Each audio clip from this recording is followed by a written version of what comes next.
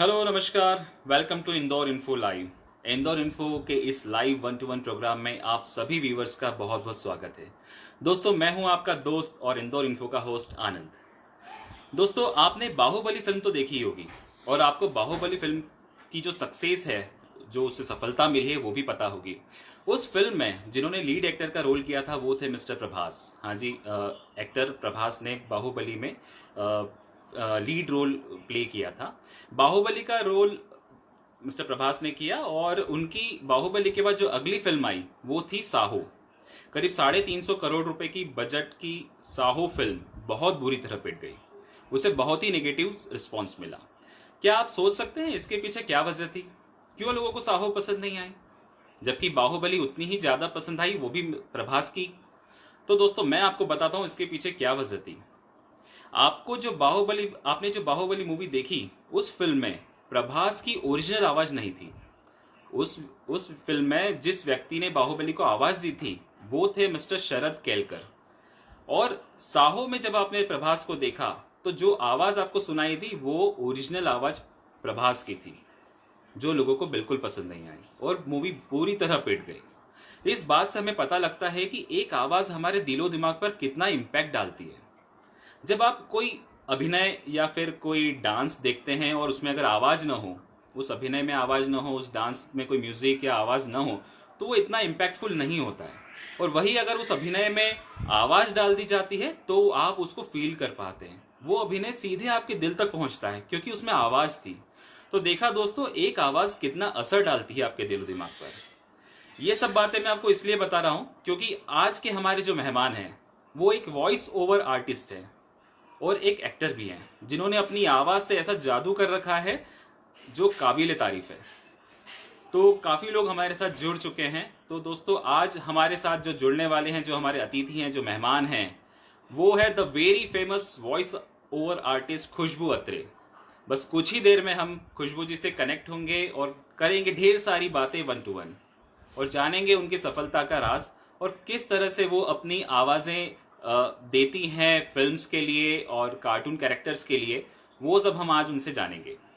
तो दोस्तों, हम देर नहीं करते हैं और हम जल्दी से कनेक्ट करते हैं खुशबू जी को। और मैं जितने भी व्यूवर्स हैं उन सभी से कहना चाहता हूं कि अगर आप अभी घर पर हैं और अपनी फैमिली साथ में हैं, बच्चे हैं, तो बच्चों को भी ये वाला आप एपिसोड जरूर दिखाएं क्योंकि बहुत मजा आने वाला है। उनकी जो वॉइस है वो सुनने लायक है। वो आपके बच्चों को भी बहुत पसंद आएगा ये एपिसोड। तो बिल्कुल उनको भी ज्वाइन करवाएं, आप उनको भी आप बुलवा लें अपने पास और उनको भी दिखाएं ये एपिसोड। तो दोस्तों, मैं अब कनेक्ट करता हूँ खुशबू को। कुछ ही देर में वो हमारे साथ होंगी। आप लोग बने रहिए।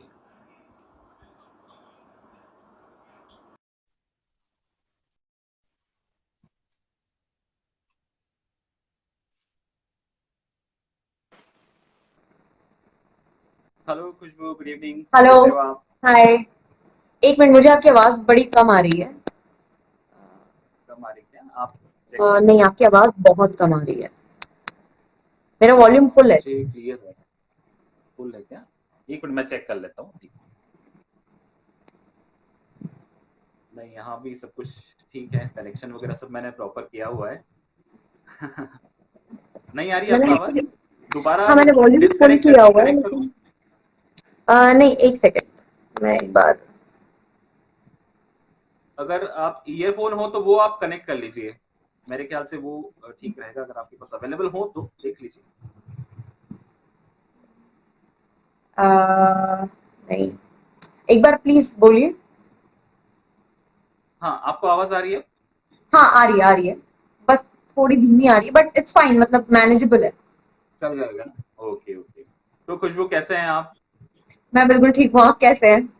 बढ़िया। बस मैं भी एकदम बढ़िया हूँ और बहुत अच्छा लगा आप हमारे साथ जुड़ी इंदौर इनको के इस लाइव 1-to-1 प्रोग्राम में। आपने समय दिया उसके लिए बहुत बहुत शुक्रिया, धन्यवाद। तो शुक्रिया कि हम आपने आपसे मुझे सबसे पहले ये बुलाया। जानना जी सबसे पहले हम चाहते हैं कि हमारे व्यूवर्स को आप अपना परिचय खुद दें ताकि उन्हें पता चले कि आप कहाँ से हैं और क्या क्या आप कर रही है, वो सब आप बताएं प्लीज। हाँ, ज़रूर। तो मेरा नाम खुशबू अत्रे है और मैं बढ़वा की रहने वाली हूँ। इंदौर के पास ही एक छोटा-सा गाँव है, तहसील है। और मैं बॉम्बे में पिछले 8 साल से एज़ एन एक्टर और वॉइस ओवर आर्टिस्ट काम कर रही हूँ। शुरुआत मैंने वॉइसिंग से की थी और फिर धीरे-धीरे एक्टिंग में भी काम चालू हुआ और करते चले गए। तो उसी बीच में थिएटर भी किया है, राइटिंग भी की है, तो यही सब कुछ चालू है। मैं एक बार ये कनेक्ट कर बिल्कुल लेती मतलब हूँ, आपने। बेहतर हाँ आवाज बिल्कुल, आई, आप कनेक्ट कर लीजिए उसको। है ना? बिल्कुल।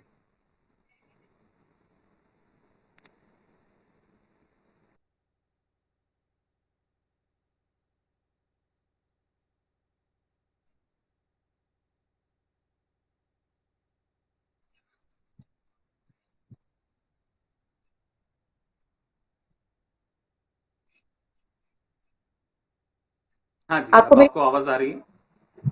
हाँ हाँ, जी, आपकी आवाज क्लियर है।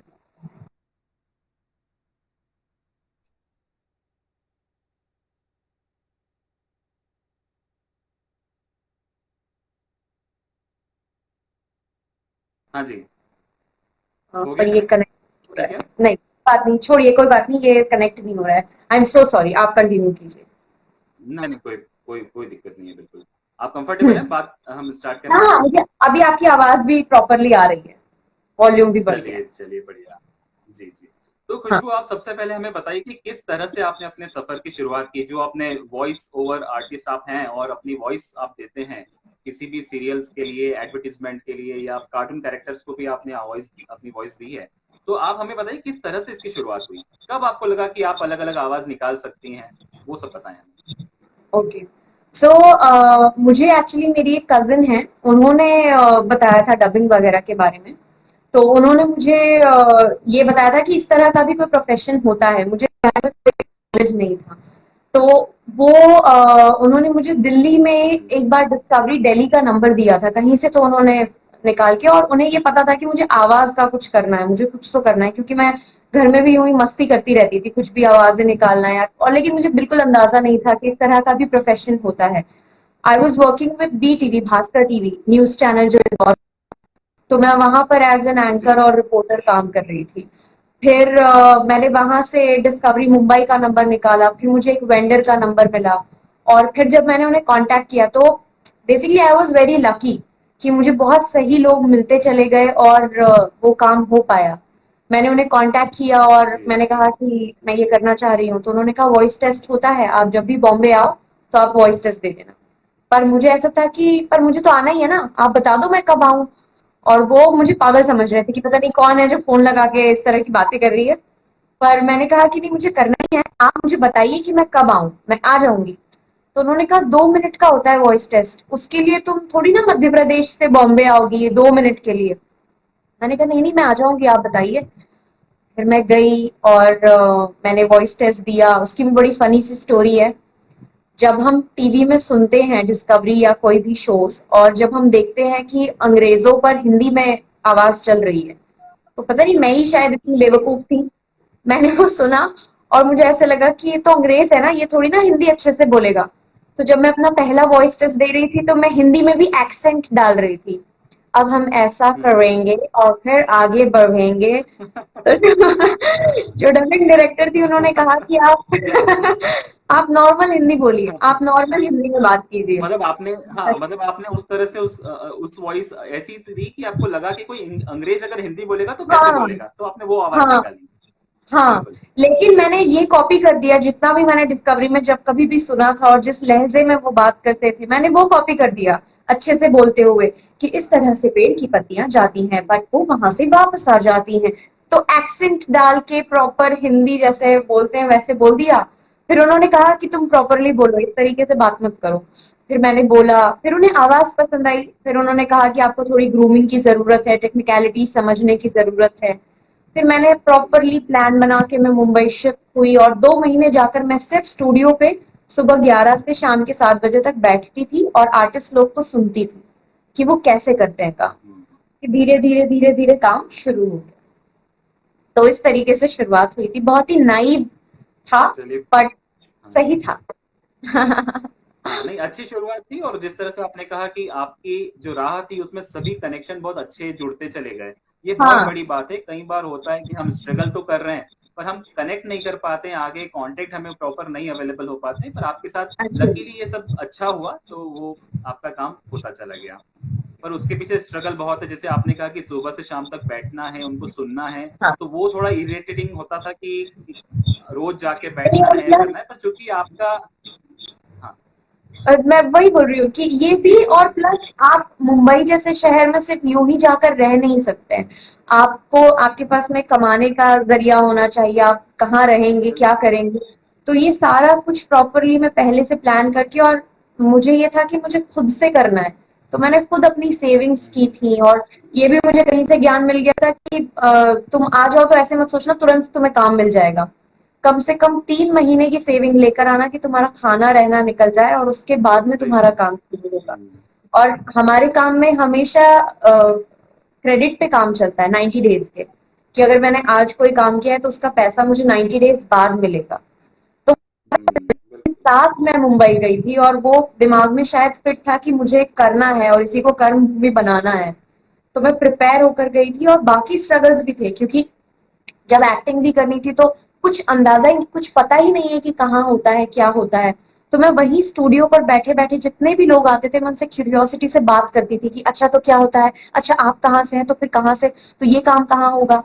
तो वो आई थिंक क्यूरियोसिटी की वजह से भी मुझे सही लोग जवाब देते मिलते गए, और चीजें सही होती चली गई। बिल्कुल, बिल्कुल। नहीं, क्यूरियोसिटी रहती है तो नॉलेज भी आपको मिलता है। आप 10 लोगों से जब मिलेंगे हाँ, तो आपको 10 लोगों का नॉलेज भी मिलेगा कि कैसे होता है, हाँ। कहाँ होता है, वो सारी चीज़ें पता चलती है। बिल्कुल सही कहा आपने। अच्छा, एक्टिंग का आपने कब सोचा? मतलब आप ठीक है, आप वॉइस के लिए आप मुंबई गई, पर आपने कब आपको लगा कि मैं एक्टिंग भी कर सकती हूँ या मुझे करना चाहिए? दरअसल जब मैं यहाँ बॉम्बे बोल रही थी मैं, जब मैं इंदौर में ही थी, तब मेरे कॉलेज में एक दो स्किट वगैरह मैंने किए थे। जब स्कूल में थी तब भी मुझे ड्रामाज में इंटरेस्ट था, लेकिन मैंने ये कभी नहीं सोचा था कि मुझे एक्टिंग करनी है।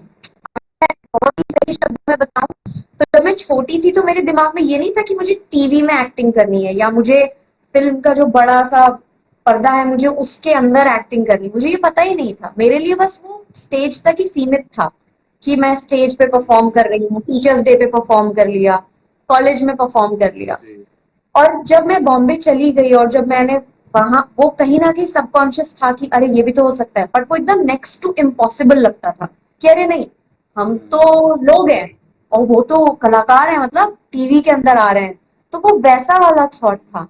But then when I shifted to Mumbai, when I started working, जब मैं लोगों से मिलने लगी और धीरे धीरे जब पता चलने लगा, तो फिर मैंने सोचा कि मैं एक ऑडिशन देकर आती हूँ, एक बार ट्राई करके आती हूँ कि मैं कर सकती हूँ या नहीं। मैंने ऑडिशन दिया, बहुत वाहियात ऑडिशन था, हुँ, बहुत खराब, बहुत बेकार। पर फिर लगा कि यार ये इतना खराब कैसे हो सकता है, ये तो मुझे सही करना है। और फिर मैंने धीरे धीरे चीजें और लोग और बहुत कुछ जानना शुरू किया। दैट वाज अ, कैसे कह सकती हूँ कि वो बहुत ही बड़ा कल्चरल शॉक भी था मेरे लिए, क्योंकि बहुत ही छोटे शहर से जाना, और Bombay is a big city. जी, तो वो सब कुछ धीरे धीरे सीख, मुझे बिल्कुल। लगता है मेरे अंदर वो सीखने की ललक थी, इसीलिए मैं वो लाइन में घुसते चली गई। और जब मैंने सिनेमा के नर्वस बारे नहीं में हुए कभी आप कि पढ़ना, आपको लगा, कभी नर्वस नहीं फील हुआ कि आप मुंबई में जा रहे हैं, कैसे करेंगे, अकेले हैं, क्या-क्या करेंगे? वो कुछ नहीं लगा आपको? बहुत क्योंकि नर्वस देखिए क्या लगा होता जब है मैंने। मुंबई, हाँ, क्योंकि मुंबई मुंबई एक ऐसी जगह है जहाँ पर हम लोग सुनते ही हैं कि डेली इतने लोग जाते हैं अपनी लाइफ को आगे बढ़ाने के लिए हाँ, या वहां से कनेक्ट होने के लिए। तो वो भीड़ भाड़ में आपको ये नहीं लगा कि मैं कहाँ, मैं कैसे कर पाऊंगी? ऐसा कोई फील नहीं हुआ आपको कभी? कहीं ना कहीं पता है भीड़ थी ना, इसीलिए शायद डर नहीं लगा। ऐसा लगा इतने सारे लोग तो है, क्या ही हो जाएगा, शायद ये था।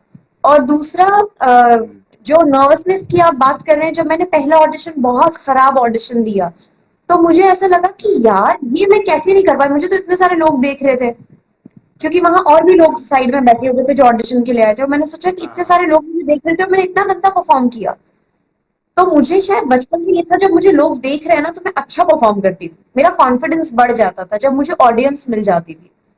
और फिर मैंने जब वो बिल्कुल। सीखना समझना शुरू किया, तब चीजें बेहतर होती चली गई, क्योंकि जब मैंने सीख लिया तो मुझे ये था कि अब तो मुझे ऐसे करके दिखाना है। फिर और वो कॉन्फिडेंस भी जो बढ़ भीड़ जाता है वाली, जब आप सीख जाते हैं तो। हाँ, और भीड़ वाली जो बात है, मैंने जब कहीं पर शिफ्ट किया था नई जगह पर, पहले एक फैमिली के साथ थी और फिर दूसरी जगह शिफ्ट किया, तो मैं रोड क्रॉस करके एक सामने मॉल था, मैं वहां तक चली गई थी, तो मेरे लिए कॉन्फिडेंस बढ़ गया था कि ओहो, मैं अकेले आज यहाँ से वहां तक ट्रैवल कर पाई हूँ, जबकि मैं मुंबई पहुंच करेक्ट। चुकी थी अकेले। लेकिन वो छोटी छोटी चीजों से कॉन्फिडेंस अपने आप डेवलप होता चला गया। चलिए तो वो बहुत अच्छा बढ़िया, रहा। आपकी शुरुआत बहुत अच्छी हुई।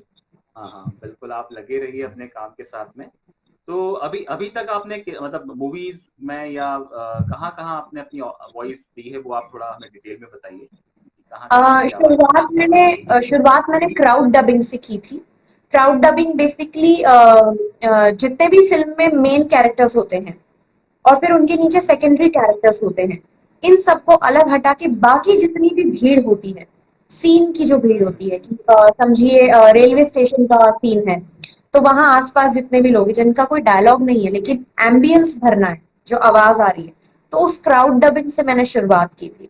वो 10-10 या 12-12 घंटे की शिफ्ट होती थी और वहां पर कम से कम एक स्टूडियो में 20 लोग होते थे और आप 20 लोगों के साथ में परफॉर्म कर रहे हैं, कभी एक आधी लाइन आ गई तो आप अकेले परफॉर्म कर रहे हैं, तो वहां से काफी कुछ हम्म। सीखने को मिला और काफी कॉन्फिडेंस भी बढ़ा।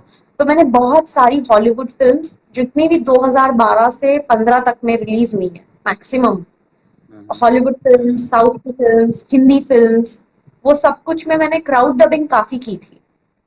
उसी बीच में दूसरे कैरेक्टर्स और कार्टून्स ये सब भी मिल रहे थे लेकिन बहुत कम था क्योंकि नया नया ही गई थी और इतनी ज्यादा लोगों को पता नहीं था कि कोई बहुत सारे क्योंकि नए लोग आते हैं, तो वो जी। सबसे शुरुआत की थी। और मैंने आखिरी जो हिंदी फिल्म क्राउड डबिंग की थी वो थी I guess Tanu weds Manu returns. Okay. उसके बाद से मैंने क्राउड नहीं किया था और बाकी इंग्लिश फिल्में तो जितनी भी थिएट्रिकल रिलीज होती थी वो सब में क्राउड डबिंग किया था। और उसके बाद मतलब में एक फिल्म की जब पूरी शूटिंग हो जाती है, कोई फिल्म पूरी तरह से शूट हो जाती है, जब वो एडिटिंग पर आती है, तब आपकी जरूरत पड़ती होगी वहां, डबिंग हाँ, उसके बाद ये होती होगी। डबिंग का काम सबसे लास्ट वाला काम रहता है, सबसे सबसे आखिरी लास्ट काम। में। ओके। इसे कहा जाता है पोस्ट प्रोडक्शन वर्क। तो डबिंग बेसिकली सबसे आखिरी काम होता है। तो मैंने उस तरह से फिल्में काफी की हैं। बाकी कैरेक्टर वॉइसेस बहुत सारी फिल्मों में दी है। नेटफ्लिक्स की अभी काफी 2-3 फिल्म्स जिसमें मैंने आवाज दी हुई है सीरीज। वो आई हुई है। सीरीज काफी हैं। फिर कार्टून कार्टून्स वगैरह का तो बहुत सारे लोगों को पता ही है कि एनिमेशन काफी किया है। तो पर आप एक बार हमारे दर्शकों के लिए बिल्कुल आप बता दें कौन कौन से कैरेक्टर को आपने वॉइस दी है, कार्टून कैरेक्टर्स में स्पेशली, और एक हाँ, बार आवाज निकाल कर भी उन्हें बताया। आखिरी तो अभी जो लॉकडाउन के पहले जो मैं डब कर रही थी वो एक बेबलेट करके कार्टून सीरीज है जो डिस्कवरी किड्स पर आती है, बेबलेट। ओके। और सॉरी हाँ मैं रॉन्ग भी हो सकती हूँ पर बेबलेट नाम है सीरीज का। और उसमें मैं क्या उसमें होता है मैं ना, जब काम इतना ज्यादा होता है तो आदमी को पता नहीं चलता कि कहाँ कहाँ काम किया है। नहीं वो एक्चुअली एक ही हाउस है और वो अलग अलग 2-3 चैनल्स के साथ करते, तो मैं हमेशा कंफ्यूज हो जाती हूँ कि वो कार्टून नेटवर्क है या डिस्कवरी किड्स है। तो बेबलेट लेकिन बिल्कुल, इतने काफी सारे फेमस है चैनल्स तो हैं। बच्चों को पता ही होगा। हम्म। उसमें मैं बिल्कुल एक बिल्कुल, आप कैरेक्टर है कंटिन्यू मडोका। कीजिए। आई एम सो सॉरी, मैं बार बार ओके। आपके बोलने के बीच में बोल रही हूँ ना, आई एम सो सॉरी। नहीं नहीं नहीं नहीं, एक्चुअली नहीं, ये लाइव जो हम लोग करते हैं ना प्रोग्राम, क्योंकि वॉइस थोड़ी देर बाद पहुंचती है ना, तो वो होता ही हाँ। है। Don't worry. तो बेबलेट में मैं बेसिकली 2 कैरेक्टर्स करती हूँ, एक है मडोका और एक है हिकारू। तो मडोका की आवाज ऐसी देती हूँ मैं, बहुत ही पतली सी और छोटी सी बच्ची है और टेक्निकली बहुत स्ट्रांग है, वो सारे बेबलेडर्स का जो है टेक्निकल हैंडल कर रही होती है, तो उसकी आवाज ऐसी है कि मुझे लगता है कि तुम्हारे बेबलेट का इंफ्यूजन व्हील हिल चुका है और अगर तुम इसके साथ में और ज्यादा लड़ाई करोगे तो ये बहुत ज्यादा वीक हो जाएगा। मुझे लगता है जिन्ना अब तुम्हें रुक जाना चाहिए। इसकी आवाज ऐसी है। और एक है काफी हिकारू। तीखी आवाज है। हाँ काफी तीखी आवाज है। और एक है हिकारू जो पूरे ऑर्गेनाइजेशन को हैंडल करती है, तो उसकी आवाज मैंने बहुत हद तक खुद के जैसी रखी है। वो ऐसी आवाज है कि जिंगा तुम्हारा बेबलेट अगले राउंड तक नहीं पहुंच पाएगा और मुझे लगता है कि इसका रीजन यही है कि तुमने उसे बहुत ज्यादा यूज कर लिया है, तुम्हें अब रुक जाना चाहिए। वो मेरी ही आवाज है, बहुत ज्यादा मैंने उसे चेंज नहीं किया जी। हुआ है। उसके अलावा फुकरे बॉयज करके एक शो है जो फुकरे मूवी आई थी उसी की तर्ज पर कार्टून बना है, तो उसमें मैं अच्छा। इंग्लिश वॉइस देती हूँ। चूचा जो कैरेक्टर है जिसको हाँ हाँ। वरुण ने प्ले किया था, जो एक्टर है, जी। उनकी आवाज उस कैरेक्टर को मैं इंग्लिश में वॉइस देती हूँ, वो ऐसा है। Oi, oi, oi, Handy bro. If you're not going to listen to me, then I'm not going to talk to you. Huh, I don't like. वो ऐसा है। हिंदी में तो ओके, एक बच्चे बहुत ने किया जो बढ़िया। काफी क्यूट किया है। और भी बहुत सारे कार्टून है मुझे। एक तो ज्यादातर मुझे याद ही नहीं रहता, बहुत सारी चीजें तो मैं भूल जाती हूँ, मुझे लिख लेना चाहिए था। बिल्कुल बिल्कुल। नहीं, काफी अच्छी आवाज आपने निकाली। और इसके अलावा आपने जो फिल्म एक्टर्स हैं या एक्ट्रेसेस हैं, उन किस किस के साथ आपने काम किया है वहां पर, वो भी आप बताएं। और किस फिल्म के लिए आपने किया, हिंदी फिल्म की अगर बात करें हम लोग। हिंदी फिल्म्स में मैंने एक तो अकीरा में काम किया है, सोनाक्षी सिन्हा के साथ में। हम्म, जब उनका मेंटल असाइलम का जो सीन रहता है वहां पर हम लोग का भी था, बट वो काफी चॉप्ड आउट हो गया तो मैं बहुत ज्यादा मेंशन करती नहीं हूँ। हम्म, पर मैं अकीरा में थी। और राजी फिल्म में आलिया भट्ट के साथ में काम किया था। उसमें ओके। मैं एक पाकिस्तानी स्कूल टीचर बनी थी। वो भी बहुत छोटा सा सीन था, तो वो मेंशनेबल होता नहीं है ज्यादा, इसलिए मैं बताती नहीं हूँ। और हाँ हाँ। शमिताभ मूवी में काम किया था। शमिताभ फिल्म में, इनफैक्ट शमिताभ फिल्म जब रिलीज हुई थी तो उसका सबसे पहले ऑडियो पायलट रिलीज हुआ था। उसमें मेरी और अमिताभ बच्चन जी की आवाज है। वो मैं बड़ा प्राउडली ओके। बताती हूँ, क्योंकि वो उस वक्त मुझे उनसे मिलने बिल्कुल। के लिए भी मिला था। और उनके साथ आवाज शेयर करना अपने आप में एक बहुत ही बड़ी बात लगती है। तो ऑडियो पोस्टर रिलीज हुआ था, तब उनकी और मेरी आवाज थी। और शमिता फिल्म में मेरी आवाज भी काफी जगह पर है, और एक छोटे से सीन में हूँ भी मैं। बाकी वेब सीरीज तो वगैरह कुछ अभी डायलॉग फिलहाल अगर नहीं याद हो आई है। आपको तो आप कौन सा? उस उसी फिल्म का शमिताभ का कोई डायलॉग आपको याद है जो आपने बोला था। ऐसा कुछ फेमस डायलॉग नहीं है उसका, कुछ टू बी वेरी ऑनेस्ट मुझे याद भी नहीं है, काफी नहीं। समय भी हो गया किसी। हाँ, वो जनरल जनरल लाइंस होती होंगी जो आप प्ले करते हैं, वो जो वही रहता होगा ना, मतलब जो आपको स्क्रिप्ट मिलती हाँ होगी वो, वो उसके हाँ वो अकॉर्डिंग ही क्योंकि रहता कोई होगा। बहुत कुछ बहुत खास नहीं था। पर अभी जो मेरी एक सीरीज आई है, एक बूट पर सीरीज आई है, इलीगल। उसमें मैंने एक हरियाणवी कांस्टेबल का कैरेक्टर प्ले किया है। और ये जो आपने शायद मेरा वायरल वीडियो देखा ही होगा, जो पुलिस की वर्दी में था, जो बहुत वायरल हुआ था, जिसमें सारे लोग समझ रहे थे कि मैं पुलिस पुलिस में हूँ, लेकिन मैं पुलिस में नहीं थी और हाँ बाद में हाँ, उन्हें पता चला पुलिस कि। ड्रेस में आपने, हाँ हाँ हाँ, हाँ। बिल्कुल बिल्कुल। तो वो वही वेब सीरीज के शूट के दौरान की बात है। हम लोग यूं ही वैनिटी में बैठे हुए ओके। थे और उन लोगों ने बोला आप आवाजें निकालो। तो मैं वो आवाज का वीडियो बना लिया, मैंने कहा लो अपने बच्चों को भी दिखा देना। फिर मैं, मुझे वो वीडियो देखते हुए अच्छा लगा तो मैंने उसे यूं ही अपलोड भी कर दिया और वो वायरल हो गया। हाँ हाँ हाँ। तो वो उसी शूट तो के एक बार दौरान की बात है। आप उस वीडियो का भी हमें वॉइस आप सुना दें एक बार, उसी वीडियो का अरे जो वायरल उस हुआ था। वीडियो में बहुत सारी आवाजें हैं, उसमें डोरेमोन से शुरू हाँ किया तो, था मैंने। हाँ बिल्कुल बिल्कुल, आप एक बार वो भी बोलें। डोरेमोन कहता है, नोबिता तुम बिल्कुल भी अच्छे बच्चे नहीं हो। अगर तुम इस तरह से मस्ती करते रहोगे तो मैं तुम्हें कोई भी गैजेट नहीं दूंगा और तुम्हारी कोई मदद नहीं करूंगा। वैसे ऑफिशियल वॉइस डोरेमोन की सोनल कौशल है। मैं तो सिर्फ उन्हीं की मिमिक करने की कोशिश करती हूँ। नहीं, पर हाँ, फिर पर बिल्कुल आपने वैसे ही आवाज निकाली है। शुक्रिया शुक्रिया। फिर नोबिता की उसमें आवाज थी, और शिनचैन की थी। शिनचैन, ओहो, अरे अरे कहाँ जा रहे हो आनंद जी, आप तो मेरा इंटरव्यू ले रहे हो, मुझे बहुत ही अच्छा लग रहा है आपसे बात करके। बहुत खूब बहुत खूब। तो यही सारी आवाजें थी। वो वेब सीरीज आई है। फिर एक एमएक्स प्लेयर पर एक वेब सीरीज आई है, नेकेड। उसमें मैं सेकंड लीड हूँ। वो, उसको काफी, उसके ओके। काफी मुझे मैसेजेस आए फैंस की तरफ से, मुझे बहुत अच्छा लगा। तो अभी आपका जो मेन फोकस है वो आप वॉइस ओवर के लिए है या आप एक्टिंग के लिए भी ज्यादा फोकस में है, क्या मतलब आगे प्राइमरीली के लिए क्या एक्टिंग का प्लान ही है। काम चल रहा है।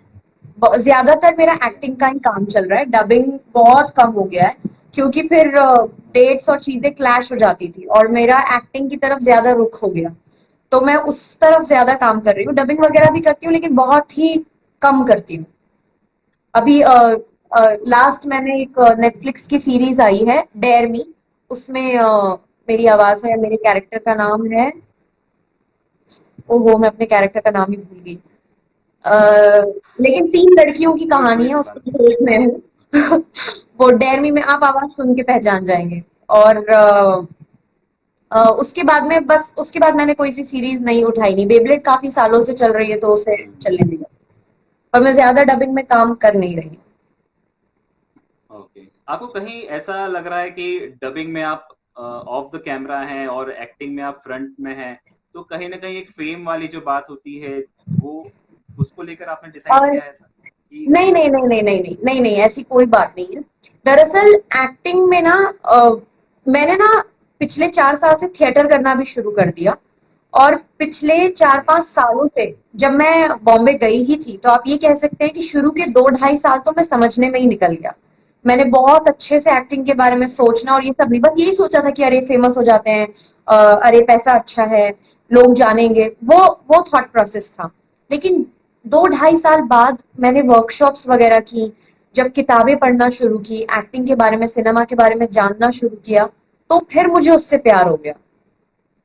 और फिर हम्म। वैसा हो गया कि ये तो बहुत ही सोल सेटिस्फाइंग जॉब है कि आप अलग अलग किरदार प्ले कर रहे हैं, आप वो बन जाते हैं जो आप शायद नॉर्मल लाइफ में है नहीं। कभी इंट्रोवर्ट, कभी एक्सट्रोवर्ट, कभी सनकी। तो वो बहुत ही मुझे उस चीज से प्यार हो गया और उस तरफ इसीलिए मेरा रुझान ज्यादा हो गया। और जहां तक डबिंग की बात है, मुझे डबिंग करने में आज भी बहुत मजा आता है। लेकिन वही है कि मैं दोनों चीज, ऐसा ना हो कि इस काम की वजह से इस तरफ के लोग थोड़े से सैक्रिफाइस करना पड़ जाए, तो इसलिए मैं थोड़ा बैलेंस बनाने के लिए उस हिसाब से काम कर लेती हूँ। और इसीलिए मैंने डबिंग भी मुझे करना था, इसीलिए मैंने डेली सोप वगैरह ज्यादा किए नहीं, क्योंकि उसमें फिर टाइम बहुत ज्यादा देना पड़ता है, फिर मेरा डबिंग पूरी तरह छूट जाता। इसीलिए मैंने डेली सोप कभी किया ही नहीं। अच्छा, सो फ्यूचर में आपको क्या लगता है डबिंग डबिंग का जो काम है उसका क्या स्कोप है आगे? मतलब आगे जैसे जितने हम लोग देख रहे हैं वेब सीरीज आ रही हैं और इनमें भी कहीं ना कहीं आप डबिंग के लिए हम लोगों को लगता ही होगा ना, वॉइस ओवर तो लगता ही है। तो आगे स्कोप कैसा है उसमें? काफी स्कोप है, काफी स्कोप है। क्योंकि देखिए, एंटरटेनमेंट तो बंद नहीं होने वाला है। ऐसा तो कभी नहीं होगा बिल्कुल। कि फिल्में या सीरियल या एड्स बनने बंद हो जाएंगे, ऐसा तो कभी नहीं होगा। तो जब तक ये चलता रहेगा, डबिंग भी चलती रहेगी, क्योंकि हम लोग हिंदी भाषी लोग हैं। अब हमने जो एड बनाया है वही अगर समझिए यूके में चलाना है, वही एड, तो यूके में ज्यादातर अंग्रेजी भाषी लोग हैं, तो वो इंग्लिश में डब होके वहां जाएगा ही, या वहां की कोई चीज यहाँ आएगी ही। अगर वहां का कोई एड है, समझिए आज की ही अगर सिचुएशन ले लें, और डब्ल्यूएचओ ने कोई चीज बताई है, तो वो चीज अलग अलग भाषाओं में आती ही है ना, न्यूज पोर्टल्स पे। बिल्कुल। आपको अंग्रेजी में, हिंदी बिल्कुल। में, तेलुगु में, तमिल में, बंगाली में, पंजाबी में मिलेगी ही न्यूज। तो उसी तरह से जो एंटरटेनमेंट इंडस्ट्री का भी काम है, वो अलग अलग भाषाओं में आना ही है बाहर। एक भाषा में तो चल बिल्कुल। नहीं सकता है, तो डबिंग में काफी स्कोप है। और अब जिस जिस तरह से ओटीटी प्लेटफॉर्म्स फेमस हो रहे हैं, वेब सीरीज वगैरह ज्यादातर लोग देख रहे हैं, तो और भी काम बढ़ेगा, क्योंकि हर तरह की भाषा में काम, हर ज्यादा से ज्यादा तक, ज्यादा से ज्यादा लोगों तक पहुंचाना जरूरी हो गया है। सो जरूर। स्कोप तो काफी जितनी है। भी एनिमेटेड सीरीज आ रही हैं उसमें तो फ्रॉम फर्स्ट डे ही ये डबिंग का काम होता है। जितनी एनिमेटेड हाँ सीरीज हैं, कार्टून्स हैं, हाँ उनके लिए तो लगता ही है। हाँ, और इंडिया की ओरिजिनल सीरीज भी होती है। इंडिया की ओरिजिनल सीरीज है कलरी किड्स, उसमें मैंने काम किया है, उसमें मैंने 3 बच्चों को आवाज दी है। ओके। तो हमारी ओरिजिनल सीरीज ओके। भी बनती है, जो दूसरी भाषाओं में फिर डब होती है, इंग्लिश में भी होती हैं, तमिल, तेलुगु, बंगाली, पंजाबी, सब में होती हैं। सो उस तरीके से काम तो हमेशा ही रहेगा। इनफैक्ट अभी लॉकडाउन के तो टाइम पर मुझे भी कितने आर्टिस्ट हैं जो काम कर रहे हैं, हाँ जिन्होंने, हाँ मैंने खुद अपना बिल्कुल। होम सेटअप छोटा सा बनाया है, बट वो धीरे धीरे इम्प्रूव हो रहा है। तो सब लोग काम कर ही रहे हैं, वो चालू है। ओके, मैं वही, मेरा क्वेश्चन एक्चुअली वही था कि अभी लॉकडाउन पीरियड में आपका क्या काम चल रहा है, किस तरह से आप अपने काम को कर रही हैं, वो भी आप हमें बताइए। टू बी वेरी ऑनेस्ट, मैंने लगाया है सेटअप, लेकिन मैं उससे खुद ही अभी संतुष्ट नहीं हूँ। इसीलिए मेरे जितने भी वेंडर्स हैं, जो प्रोडक्शन हाउसेस हैं, जो डबिंग का काम करवाते हैं, उन्हें मैंने भेजा ही नहीं है सैंपल, क्योंकि यहाँ पर एक तो मेरे पास फिलहाल माइक नहीं है। तो मैं यूट्यूब हैक वीडियोस देखकर, एक हमारे आर्टिस्ट है साहिल वैद, उन्होंने सबकी बहुत हेल्प की, उन्होंने अलग अलग वीडियोस निकाल के कि कैसे हम फोन के माइक्रोफोन को यूज करके और डबिंग्स वगैरह कर सकते हैं। तो वो सारा कुछ चालू है, बट अभी होम सेटअप प्रॉपरली हो नहीं पाया है। बट बहुत सारे जितने भी मेरे आर्टिस्ट फ्रेंड्स हैं, जिनसे पता चल रहा है, उन लोगों ने होम सेटअप लगाया है, क्योंकि डबिंग ना बहुत ही इंटीमेट जॉब है। आप माइक के इतना करीब रहते हैं, और इतने करीब रहकर जब आप बात कर रहे हैं, तो बट ऑब्वियस है कि दूसरे के लिए वो सैनिटरी नहीं हो गया, दूसरा जब आएगा तो उसके लिए वो थोड़ा सा बिल्कुल। खराब हो जाएगा मामला। और फिर स्क्रिप्ट को भी हाथ लगता है बहुत सारे, तो मुझे लगता है स्टूडियो ओपन होने में थोड़ा सा समय लगेगा, तो तब तक काम समय लगेगा। जारी रखने के लिए होम सेटअप ही इस्तेमाल करना पड़ेगा। तो तो उसी तरह से लॉकडाउन चल। पीरियड में मतलब आप अपने उसी की प्रिपरेशन कर रही हैं, आगे की प्लानिंग कर हाँ रही होंगी कि अब आगे क्या क्या करना है अपने को, वो हाँ। सारी प्लानिंग आपकी चल रही है। हाँ जी। हाँ तो जी, खुशबू वही इसके चालू। अलावा क्या आपकी और क्या क्या हॉबीज हैं? मतलब ये तो आपने बताया आप आवाजें निकालती हैं, अलग अलग तरह की अभिनय आप कर रही हैं। इसके अलावा और भी कुछ हॉबीज हैं आपकी जो कि आप फ्री समय में करना चाहते हैं या करते हैं? मुझे किताबें पढ़ना बहुत पसंद है। और फिल्म्स का तो मैंने बताया है कि मुझे प्यार है अपने काम से बहुत ज्यादा, तो मैं सिनेमा तो मैं कुछ भी जितना भी आता है मैं सब देख डालती हूँ। और अच्छा और बुरा दोनों देखना जरूरी है। तो मुझे किताबें पढ़ना पसंद है, फिल्म्स देखना पसंद है, मैं लिखती हूँ। तो जब लॉकडाउन नहीं हुआ था उसके पहले ऑलरेडी एक प्रोजेक्ट पे काम चालू था, पर अभी वो भी रुक गया है। तो मैं जनरली अभी ही कुछ चल रहा है, पर उसे सही शब्दों में लिख नहीं पाई, तो वो चालू है। मुझे कुकिंग में बिल्कुल चलिए बढ़िया इंटरेस्ट नहीं आपका काम। है। अच्छा। बाकी सब ओके। चालू है। खाने का शौक तो होगा ही। वो भी बहुत कम है, बहुत ज्यादा फूडी नहीं हूँ मैं। कम है। पर ओके। पर ठीक है, मतलब मैं वैसे नखरीली भी नहीं हूँ कि मुझे ये नहीं खाना है ये नहीं खाना, मैं खा लेती हूँ सब। हाँ। आपकी लाइफ का बेस्ट मोमेंट कौन सा है? कब आपको बहुत अच्छा लगा, बहुत खुशी हुई? वो मोमेंट आप हमसे शेयर करिए। ओ, ये तो काफी बड़ा सवाल है। देखिए आ, अभी देखिए अभी आगे बहुत सारे मोमेंट आपके आने वाले हैं, क्योंकि अभी आपकी लाइफ आगे जो है आप अभिनय में आपने कदम रखा है, तो बहुत सारी चीजें आएंगी, बहुत अच्छी चीजें आएंगी। पर अभी तक का आपका बेस्ट मोमेंट आप किसको कहेंगे?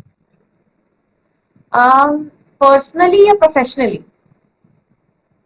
हाँ मतलब आप अपने हिसाब से बता सकते हैं, मतलब प्रोफेशनली भी अगर आपको ऐसा लगता है कि नहीं ये मेरे लिए बहुत अच्छा रहा मोमेंट, तो वो आप हमसे शेयर कर सकते हैं, जैसा आपको लगता है। प्रोफेशनली और अगर प्रोफेशनली अभी दोनों है अभी तो की दोनों बात है। बता दीजिए।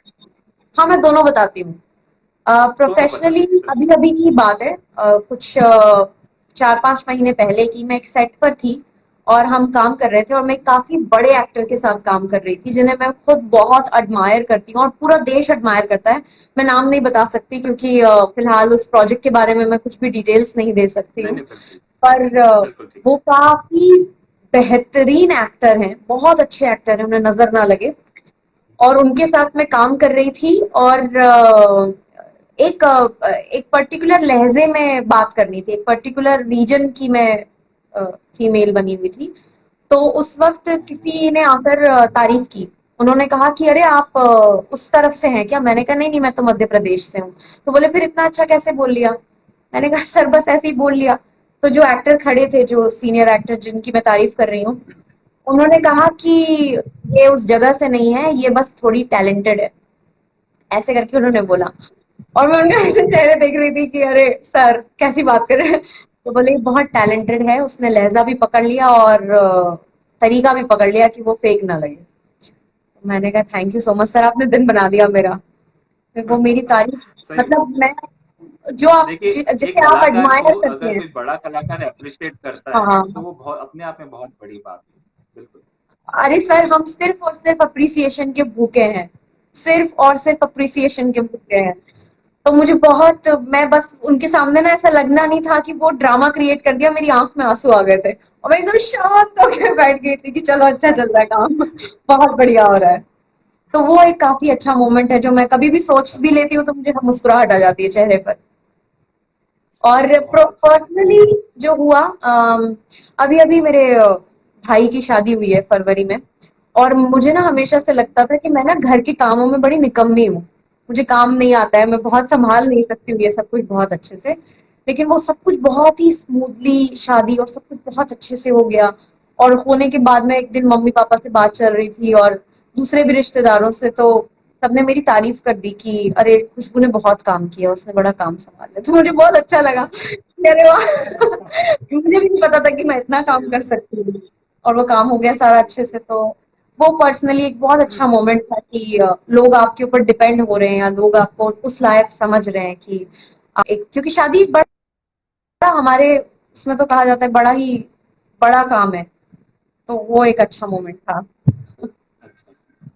एक आपकी कोई फैन है निष्का रहेजा जी, उनका मैसेज आया कि खुशबू बहुत अच्छा लिखती हैं। तो ये अगर कोई निष्ठा बहुत रहेगा अच्छी जी, लाइंस आपको ये मेरी फैन नहीं है, ये मेरी बहुत अच्छी दोस्त है और बहुत अच्छी डबिंग अरे आर्टिस्ट वाह! है। देखिए आप ये अच्छा अच्छा मुंबई से हैं हाँ, या ये भी लोकली इंदौर के ही हैं? ये मुंबई से है और निष्का बहुत अच्छी सिंगर है, बहुत कमाल की अरे सिंगर वाह! है और बहुत ही अच्छी डबिंग आर्टिस्ट है, मुझसे भी बेहतरीन काम करती हैं ये। तो बस फिर अब थैंक यू उन्होंने लिखा है निष्का। कि बहुत अच्छा लिखती हैं, तो बिल्कुल आप कुछ कुछ आपने लिखा हो तो आप हमें सुना सकती हैं कि कुछ आपने लाइन्स लिखी हो, अगर अरे आपको याद मैंने आए तो। ऐसे लिख कर कुछ तैयार नहीं रखा है, पर आपकी इस रिक्वेस्ट को मैं ध्यान रखूंगी और मैं इंदौर इन्फो को टैग करके जब भी जो भी मेरा तैयार है वो मैं पीस जरूर बिल्कुल। शेयर करूंगी। चलिए बहुत अच्छा, बहुत बहुत धन्यवाद आपका, हमें टैग जरूर करिएगा याद से। जरूर काफी सारे जरूर। मैसेजेस आए, मैं कुछ मैसेजेस ले लेता हूँ, काफी हाँ आपके। हाँ हाँ हाँ, जरूर जरूर। हेलो महेश परमार जी, विभूति शुक्ला जी, हेलो। विभूति काफी शुक्ला मेरी मैसेजेस आए। भाभी है। अच्छा अच्छा।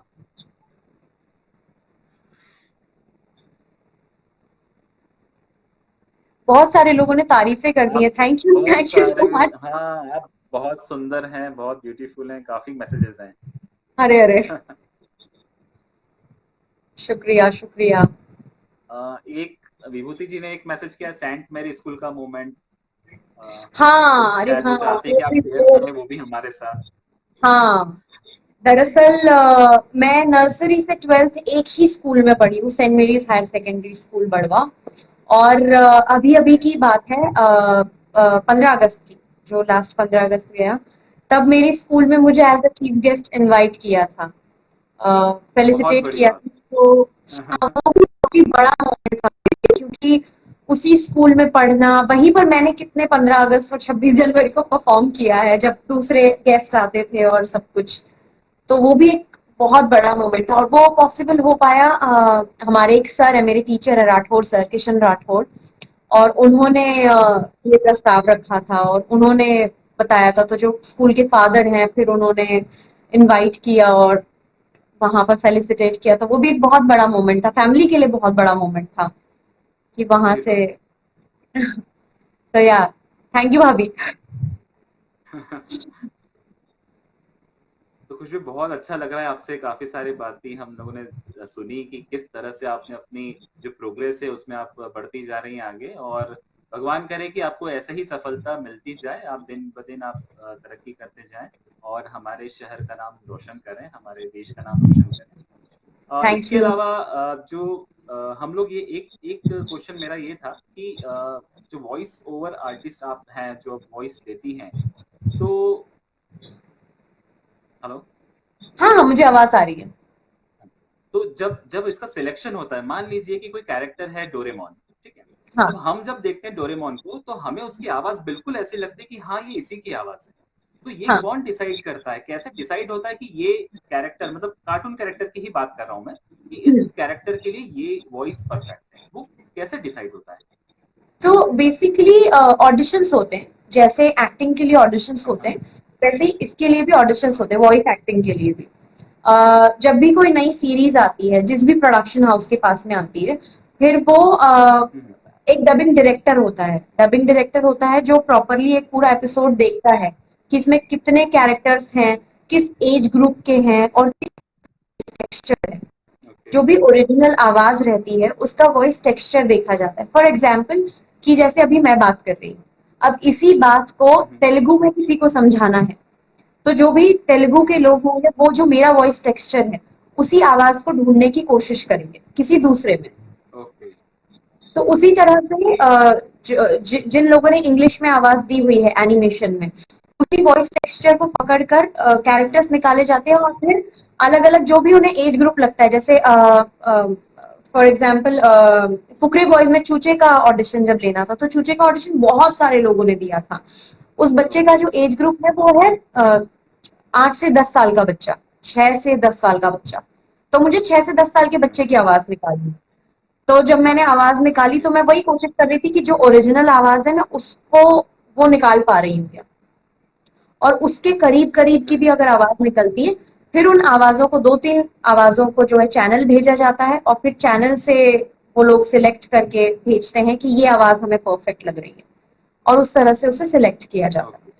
और कई दफा डबिंग डायरेक्टर का इमेजिनेशन भी होता है, जैसे बहुत सारी जो कार्टून सीरीज है, जैसे फॉर एग्जांपल शिनचैन, वो ओरिजिनल कंटेंट वैसा नहीं है जो हम भारत में वैसा का वैसा ही दिखा सके।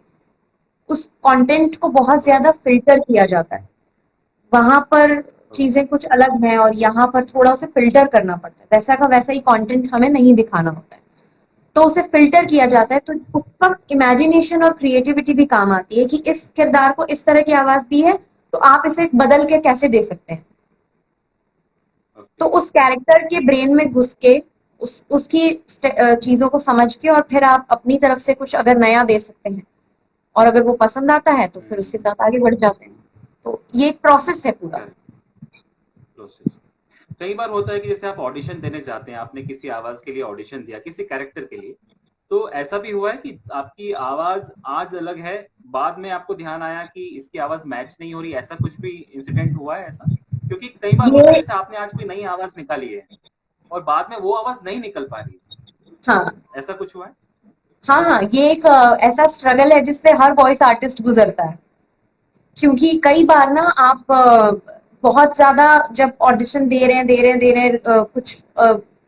वो सही नोट बैठ नहीं पा रहा है कैरेक्टर पे, तो अचानक से कोई और आवाज निकल गई और वो दे दी आपने, लेकिन अगले दिन हो सकता है आप उस आवाज को कैरी ना कर पाए, या शायद आप भूल ही गए हैं कि वो निकली कहाँ से थी, हुआ क्या था। तो ऐसा मेरे साथ तो बिल्कुल। बहुत होता है, मैं भूल ही जाती हूँ। तो उसके लिए हम क्या करते हैं, जो पिछले दिन हमने रिकॉर्ड किया है उसको हम सुनते हैं, हम्म। और फिर वो अपने आप निकलने लगती है। भगवान ने भी बड़ा अच्छा सिस्टम बनाया है, तो वो जब एक दफा सुनते हैं तो फिर वो ध्यान आ जाता है, और क्या मेरे साथ बात तो है। ये काफी होता है कि मैं भूल एक्चुअली जाती मुझे हूँ ये मैंने इसलिए आवाज लगा कौन सी कि दी। हाँ, मुझे ये क्वेश्चन इसलिए आया मेरे माइंड में कि आप अलग अलग जगह ऑडिशंस देती हैं, अलग अलग कैरेक्टर के लिए ऑडिशंस देते हैं। हाँ तो मुझे यही लगा कि जब आप एक दिन में आप हम तो इन रूटीन हम लोग एक ही आवाज निकालते हैं, ठीक है, पर एज एन आर्टिस्ट आप अलग अलग ऑडिशंस देते हैं, तो कैसे याद रखते होंगे कि वो वहां मैंने कैसी आवाज दी हाँ, थी, वो सिलेक्ट हुई है, तो मुझे वैसी ही आवाज निकालनी है डेली? एक्चुअली तो वो इसलिए मैंने क्वेश्चन आपसे किया। ये हुआ है सर, ये बहुत, एक्चुअली आप पहले हैं जिसने ये सवाल पूछा है, और ये बहुत इंटरेस्टिंग क्वेश्चन है, क्योंकि ये बहुत होता है, भूल जाते हैं। और या कई बार ऐसा भी हुआ है कि मैंने ऑडिशन दिया है कहीं पर और 2 महीने बाद हम उसे रिकॉर्ड कर रहे हैं, तो मुझे याद ही नहीं है कि अरे मैंने क्या दिया था और क्या हुआ था उस दिन। फिर उसे सुन के और शायद वापस से मिल जाता है, फिर कर पाते हैं। तो ये होता है, ये बहुत बड़ा स्ट्रगल है। चलिए, तो आप अब आखिरी सवाल मेरा ये है कि अगर आप आज के हमारे जो नए लोग हैं जो इस लाइन में जाना चाहते हैं, वॉइस ओवर आर्टिस्ट बनना चाहते हैं या अभिनय में जाना चाहते हैं, उनको आप कुछ मैसेज देना चाहती हैं तो वो आप बोल सकती हैं। क्या बोलना चाहेंगे आप वॉइसिंग अगर के कोई इस लाइन में एक्टिंग आगे का आना तो, चाहे तो? हाँ हाँ, ये सवाल एक्चुअली बहुत ज्यादा लोग पूछते भी हैं, पर और फिर मैं सॉरी भी फील करती हूँ कि मैं हर एक को जवाब नहीं दे पाई, या मैं बता नहीं पाई, किसी की हेल्प नहीं कर पाई। एक्टिंग के लिए तो अभी तो पूरी इंडस्ट्री बंद है, हम क्या ही कर ले, मतलब हम खुद बेरोजगार हो चुके हैं। और जहां तक वॉइसिंग की बात है, तो अभी का समय सबसे बेस्ट टाइम है। अगर आप, जितने भी लोग मुझे देख रहे हैं, आप लोगों को अगर लगता है कि आप वॉइसिंग या डबिंग करना चाहते हैं, अभी का बेस्ट टाइम है। आप कहीं से भी जो है सेटअप अगर अरेंज कर सकते हैं, प्लीज लॉकडाउन तोड़कर बाहर मत जाना। जहां से भी अगर आपको ऐसा लग रहा है कि आप अरेंज कर सकते हैं, लैपटॉप है, आपके पास फोन है, यूट्यूब पे बहुत सारे वीडियोस अवेलेबल हैं जो आपको बताते हैं कि आप फोन को कैसे माइक्रोफोन की तरह यूज कर सकते हैं। उसे अटैच करके आप यूज कीजिए। कोई भी अपनी मनपसंद फिल्म उठाइए, या कोई एड उठाइए, या कोई भी वॉइस ओवर उठाइए। वॉइस ओवर और डबिंग अलग अलग है, पहली बात। डबिंग सिंक होता है, वॉइस ओवर में आप नरेशन ज्यादा करते हैं, और आप खुद करेक्ट। अपनी आवाज रिकॉर्ड कीजिए, और उस सैंपल को या तो आप अपलोड कर दीजिए, या आपके पास में किसी वेंडर का ईमेल आईडी है या कुछ है, आप सैंपल्स भेजिए। क्योंकि इस वक्त तो इंडस्ट्री को जरूरत है लोगों की, कहीं से भी अगर काम हो पा रहा है, जो कंटिन्यू प्रोजेक्ट नहीं है लेकिन जो होता कोई नया काम आया है या कुछ भी, तो उस तरीके से आप काम शुरू कर सकते हैं। और जहां तक एक्टिंग की बात है, तो जो लोग बॉम्बे या दिल्ली में नहीं रहते हैं, वो लोगों को बॉम्बे या दिल्ली आने की जरूरत पड़ेगी, क्योंकि ज्यादा से ज्यादा काम इधर ही है। या फिर दूसरी लैंग्वेजेस के लिए हैदराबाद या पंजाब, जहां पर भी आप काम करना चाहते हैं, पहले आप डिसाइड करें कि आप थिएटर करना चाहते हैं, फिल्म्स करना चाहते हैं, सीरियल करना चाहते हैं। उस तरीके से फिर स्टेप्स लीजिए। और ना यार वो पहला स्टेप ही मुश्किल होता है, वो ले लिया ना तो फिर बिल्कुल आपको कोई नहीं रोक सकता। मतलब मुझे यही लगता है अगर मैं कर सकती हूँ ना इतने छोटे गांव से जाके वहां तक, तो कोई भी कर सकता है। बस आपको हिम्मत रखनी बिल्कुल होती है, सही विल पावर स्ट्रांग रखो और पैशनेट होना चाहिए। फेम या पैसे के सही पीछे बात। भागने से कुछ नहीं होगा, you have to be creative. बिल्कुल सही कहा। तो खुशबू बहुत आई अच्छा होप लगा कि आपसे काफी सारी लोगों को बातें करने जवाब को। मिला होगा, मतलब मदद हो पाएगी मेरे बिल्कुल आंसर से। बिल्कुल नहीं नहीं, बिल्कुल काफी अच्छा आपने रिप्लाई दिया और अच्छा मैसेज दिया सभी लोगों के लिए। और हमारे साथ इंदौर इन्फो के साथ जुड़ने के लिए बहुत बहुत शुक्रिया, धन्यवाद। और हम आपकी थैंक यू सो बिल्कुल मच। आगे की जो आपकी प्रोग्रेस है उसका वेट करेंगे, क्या फिल्मों में है या सीरीज में आप आ रही है, इंदौर इन्फो को भी आप टैग करिए तो हमें भी पता चल जरूर जरूर जाएगा। जरूर। मुझे तो बहुत हम अच्छा आपसे लगा विदा आपसे लेंगे बात खुशबू, करके। बहुत अच्छा लगा। और थैंक यू आपने सो मच। बहुत ही इंटरेस्टिंग सवाल पूछे, और this was really nice, thank you so much. Thanks thanks to you. Okay, bye.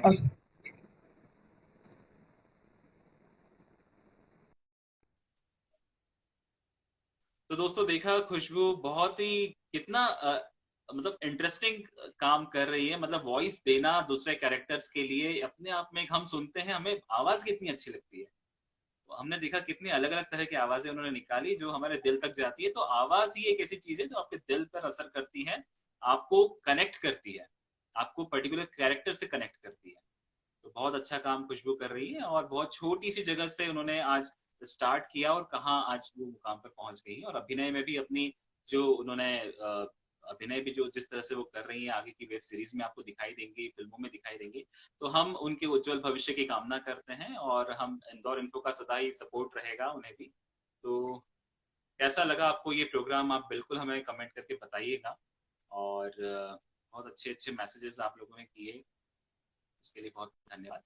और आगे की कड़ी में हम कब आपसे मिलने वाले हैं वो आपको बहुत जल्दी हमारे इंदौर इन्फो के पेज पर आपको पता चल जाएगा। और ये एपिसोड अगर आप मिस करते हैं या आपने आधा देखा है, आपने बाद में ज्वाइन किया है, तो पूरा एपिसोड देखने के लिए आप हमारे इंदौर इन्फो के यूट्यूब चैनल को सब्सक्राइब कीजिए और वहां आपको ये पूरा एपिसोड देखने को मिल जाएगा। तो दोस्तों अब मैं आपसे विदा लेता हूँ, बहुत जल्दी दोबारा मुलाकात होगी, तब तक के लिए थैंक यू, गुड बाय।